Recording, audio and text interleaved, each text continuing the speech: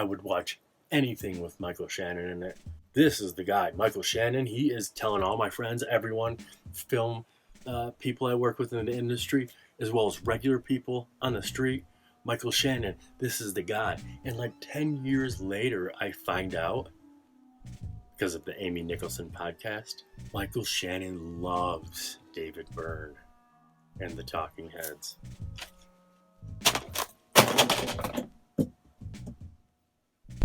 Hello, everybody, and welcome to the latest installment, number 11, VHSeptember in August on DVD with Barefoot at Bookmans. Day 11. I'm so nervous.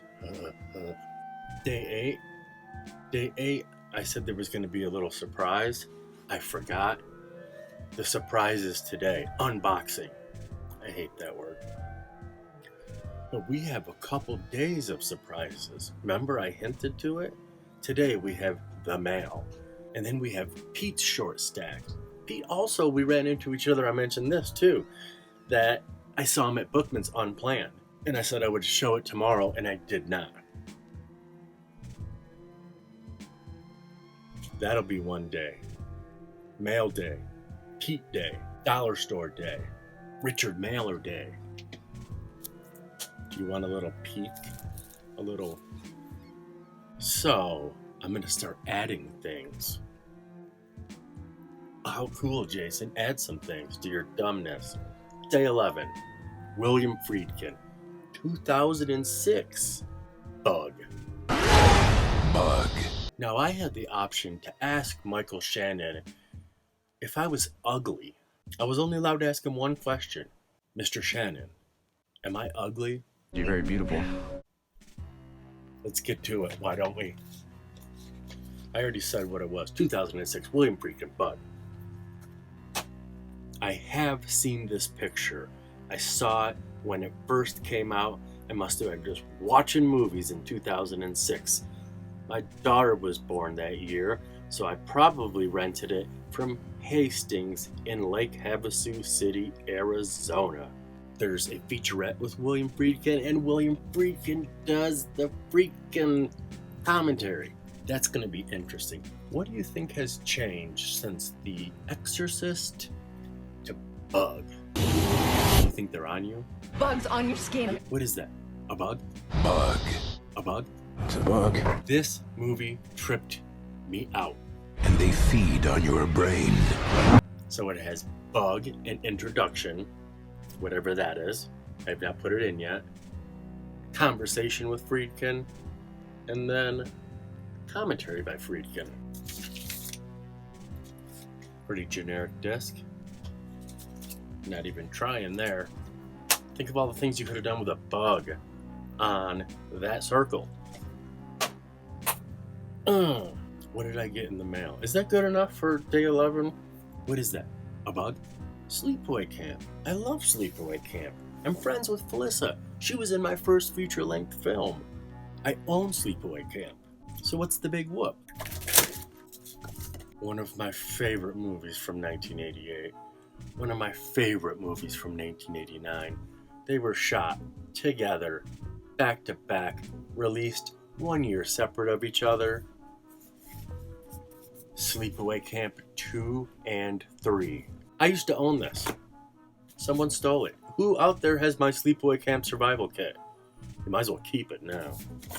Sleepaway Camp 2 and 3 are two of the most underrated slasher films in the world. Where you from? Detroit. I like movies that make America look good. Sweet pea, what I thought, sweet pea. No, he's really good looking. I like him. Oh, he is Mexican. Armando Morales was my college roommate. He shot a lot of the 16mm that I worked with, and we just thought that was hilarious because he's half Mexican. Oh, Armando Morales? You know him. He's called the Spanish Mexican.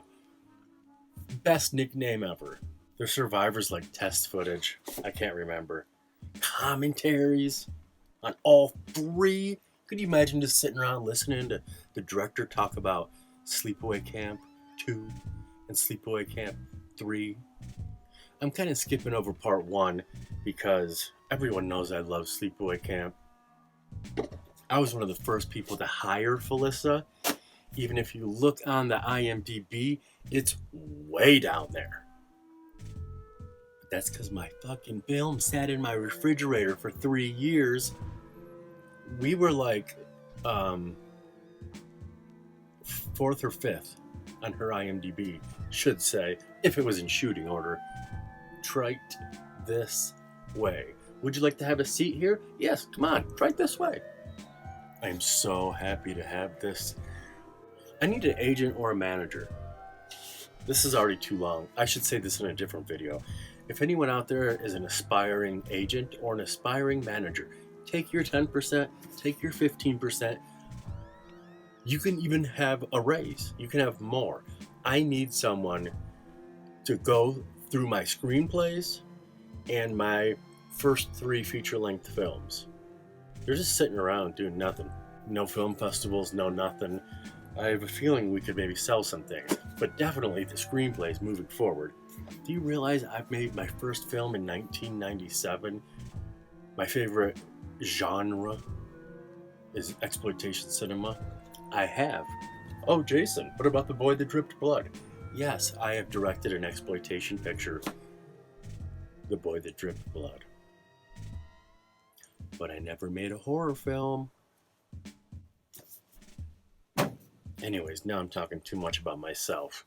Sleepaway Camp 2 and 3 are so amazing. Sorry, Mr. Friedkin, you're getting hijacked by Michael A. Simpson.